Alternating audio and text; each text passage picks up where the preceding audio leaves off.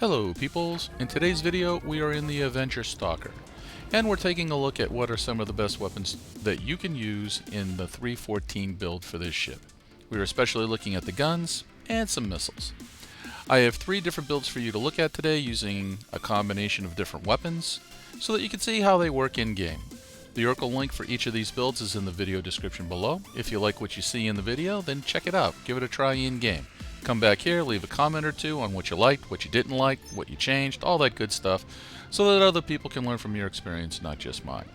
If you're new to Star Citizen, you will also find a referral link in that video description below. You will get 5,000 free UEC when you open up a new account, as free stuff is awesome. Use that code. Now, if you like and enjoy the content of this video and the channel, please hit the like button, the notification bell, and subscribe if you haven't already done so, as it will be greatly appreciated. Now we're at the part where I get to tell you, get a drink and a snack, and I'm thinking white cheese flavored popcorn and a Coke. Sit back, relax, and let's see how we do. So for the first build, it's basically not much different from the default. So the default has a gimbaled setup with a size 3 gimbaled on the nose and 2 size 2 gimbaled on the wings. We've basically upsized them by using the fixed version. So a size 4 fixed Revenant and 2 size 3 fixed Omni Skies. All of our components have been upgraded to stealth components to give us the lowest possible signature, and as always we are going to initiate combat with a missile strike on as many targets as we can while we close in. You will notice that the default missiles are adequate, they're okay. They miss probably 50% of the time, so upgrading the missiles is definitely something that you should probably think of. I would probably go with Dominator 2s at this point. Now I've picked my first target, which is going to be the Cutlass Black, because the Cutlass Black in this engagement is actually the biggest threat to me. He's got 4 size 3 weapons on the wings, a turret gunner, and a bunch of missiles. So as you can see, I'm not going to have too much of a problem taking this guy out. We'll slow that down a little bit so that you can see the glorious Omni Skies and Revenant in action. And as you can see, we made short work of that Cutlass. Now comes the hard part. The Stalker is not exactly the most maneuverable ship that you're going to have. When faced with a more maneuverable ship like a Buccaneer, in this case we have 2 in this engagement, or an Arrow or a Gladius, and using cannons, you're going to kind of struggle a little bit to hit those ships with any type of consistency. So the 2 Buccaneers, as you can see here, are taking turns jousting me and basically trying to annoy the crap out of me. So what I'm going to do is just use my Omni Sky cannons unless I get a real clean, clear shot with the Revenants, because you are not going to have a whole lot of ballistic ammunition with this Revenant. It eats it up frighteningly fast in 314. I really do hope CIG extends the amount of ammunition that ships can carry in a future patch. Now with that said, you can use your Omni Sky cannons to whittle down and damage a more maneuverable ship like the Buccaneer. As you can see here, we've sped it up because they jousted for a while, but when you do get a really good lead like we have here as the example, you fire off your Omni Skies and then basically hit them up with that Revenant, and the ship's going to go boom. It's not going to last long. So then we switch over to the final target and we rinse and repeat. Buccaneers are eggshells. They cannot hang in a prolonged engagement. They do hit very hard, so you have to be wary of that. But if you get a couple good hits on them, they're going to go quick. So as we continue to deal with this Buccaneer, keep your eye on the Revenant. Basically, the rounds are starting to dwindle here. Now remember, we only had 3 targets in this VHRT mission, and 2 of them are Drakes. So it's not like we're eating up a ton of rounds with a bullet sponge like a Valkyrie, for example. We're now out. We have to rely solely upon our laser cannons, and again, this is where the maneuverability of the Avenger Stalker kind of shows its weakness, I guess, if you could call it a weakness. It's an annoyance more than anything. Basically, you've got a slower projectile speed with cannons.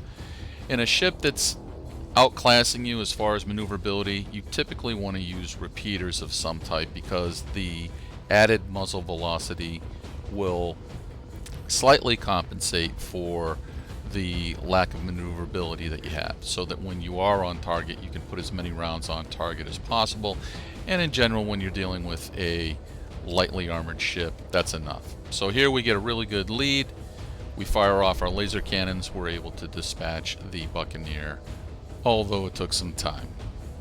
So now on to the next build. Let's see if we can improve on some of these weaknesses that we just witnessed. First area, we're going to up our missile game by putting on a pair of size 3 Thunderbolt 3 missiles. You're only going to be able to have 2 of these, unfortunately, and in 3.14 patch, you got a 50-50 shot of them hitting the actual target, unfortunately. So as you can see, the first one is spinning off into space, but I am going to hit with the second one, and because they are size 3, they do hit kind of hard. If I had hit with both, that would have been a nice bit of damage done to the target. However, we're going to have to rely upon our guns. Now here's where you can see another big change. We've gone with laser repeaters across the board. It's a mono build. We're going to use our Panthers, which are size 3 fixed, and we're going to soften up the target, take out the shields, all that good stuff, and then we're going to put the Rhino to good use. So the Rhino is a size 4, unlimited ammo. It corrects that issue that we had with the ballistic Gatling gun constantly running out of ammunition before the mission was over. So we're going to go to lag pip to make it a little bit easier to hit this Vanguard. The reason why I have my weapons into 2 separate groups, with the Rhino in group 2 and the Panthers in group 1, is so that I can cycle back and forth. While I'm firing one group, the other group will recharge. This will allow us to keep constant fire on the target until it goes boom, just like that. I love those beauty shots. So our last 2 targets, we've got another Vanguard and of course a Hurricane. What would a BHRT mission be without a Hurricane? It would be boring, that's what it would be.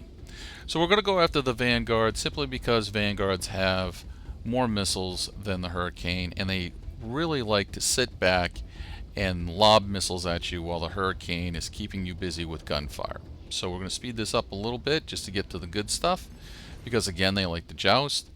Here's another good example. I'm using my Rhino. When the Rhino drains out, I switch over to the Panthers. When the Panthers drain out, I switch back over to the Rhino, and just keep cycling back and forth. If you get a position where both weapon groups have been charged up and the shields are down on your target, let both of them fly. And there you go. And now we'll get into a jousting match with the Hurricane, because that's what Hurricanes do. But it's okay. We have a laser repeater build. We can take some pot shots at them that are a little risky. If they miss, they miss. We have unlimited ammo. This is where the Avenger's 2 size 1 shield generators are going to help you out. They will allow you to survive a little bit more of the fire coming in from the Hurricane than you would in, let's say, a Buccaneer. So that's always a good thing. Eventually, if you just be patient, you'll end up getting a really good dorsal shot like we have here, which will allow you to concentrate all your firepower on that pesky little Hurricane and take it out. So here's a good kill shot for you. We've got it nice and slowed down, and then it isn't too long underneath that type of firepower that he goes boom. So definitely a step up and improvement over the default build, or even a modified default build in my book as far as the weapons go. Now we're going to move on to a hybrid type of build.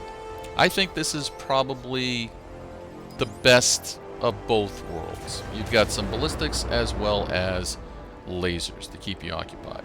Now you notice I've gone back to my Spark missiles, size 1. I fired off 2 sets here with 4 missiles each. You can see in the first group 3 out of the 4 hit. In the second group, all 4 hit. So yeah, looks like the Spark is still the missile to use. Although the Dominator 2 is definitely gaining favor with me. I seem to be able to hit a lot more with that as well. So we're going to dodge a missile unsuccessfully. Thank God we have 2 shield generators and we were able to absorb it. And now we'll take a look at the weapons. So you can see I've got 2 weapons groups again. I kept the Rhino, but now I'm going with ballistic shredders. This is going to give me the same muzzle velocity as my Rhino, but with the impact of a ballistic weapon. I'm going to use my Rhino to basically whittle down and remove the shields from this Valkyrie, which is a bullet sponge. And only when I know that I'm going to hit, that's why I'm using a lag pip here, will I fire the shredders. If you maintain good trigger discipline and you hit what you're aiming at, like we are here, perfect shot, notice I add in those ballistics, it doesn't take long. You're basically going to take out your target, just like that. So we're going to swap over, rinse and repeat. Next target we got here is going to be a Vanguard. Now here's a good example of being able to hit the target at range using lag pip. See how far away that Vanguard is? Yet I had no problem putting rounds on him and stripping his shields down. Shields have been weakened pretty good. I'm going to follow up. I'm going to continue to put pressure. Even though missiles get flung at me, I'm going to launch off my countermeasure. Unfortunately, that's going to break my lock on the target, so I'm going to have to reacquire. I wasn't able to keep the pressure on him like I wanted to. But his shields are still weakened. See, they're still in the red. So what we're going to do is continue to fire off with the Rhino. Once we get in close and we know that our rounds are going to hit, that's when we're going to fire off our ballistics. So trigger discipline. We want to try and save as much ammo as possible, but we want to be able to use it when we can. So here's another one. He lines up pretty good. I know that I'm going to be able to hit him. I fire off my ballistics, and it only takes a burst of maybe 5 or 6 rounds, and he's gone. So that just leaves the last target, which is, again, another Vanguard. I notice I've been getting a lot of Vanguards lately. Like, most of my VHRT missions for a while there were like almost always Hurricanes, and now they've kind of switched over to be almost always a ton of Vanguards. I don't know why. If you've seen that, let me know. Anyway, we're going to continue to do the same thing, rinse and repeat. When we've got a good firing solution, we'll fire off the shredders and the rhinos together to make short work. If you have good trigger discipline and you only shoot when you're 99% sure that you're going to hit, you will definitely have enough rounds. If you're just constantly squeezing off rounds, you're probably going to run out. As you can see, we still have 18 rounds left. I did a couple missions in this build, and that's the lowest count that I had, probably because I wasn't as disciplined as I should have been. So that's going to wrap it up. Let me know what you think about these different weapon builds. I kind of like the Shredder Repeater one myself, this last one, the best, but that's me. Let me know what works for you. And as always, till next time, take care.